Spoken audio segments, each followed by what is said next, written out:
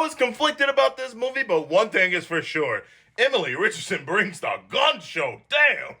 Watching every movie in 2025 follows so you don't miss a review. The Queen of the Wing is a biopic about Mildred Burke, one of the first women wrestlers to ever make it big in the world. And while I think that is an interesting story, it's too tied up in personal drama, and specifically tied up in her drama with her failed relationship with her manager. And I just think it's so demeaning that we can't have a women triumph story without it being wrapped up around a man. I know this is a biopic and it's just locked into certain historical events, but you didn't have to focus so much of this movie over these two not being in love and hating each other. I would love to see more wrestling in it. I can definitely tell she put some work in for this movie. I mean, just look at her arms. Talk about a muscle mommy. But that also highlights a weird issue I have with this movie, because they talk so much about her being too weak to wrestle, not big enough, and then she goes and puts all this work in training to become this strong woman, but then when all these other women join the movie,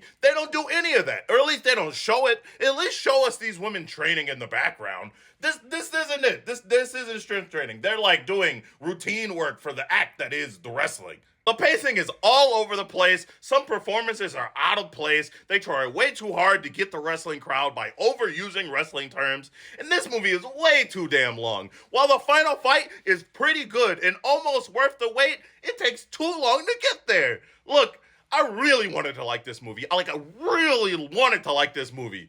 But it just didn't add up. So I'm giving it a 2.5. With less drama and more wrestling, it could have been good.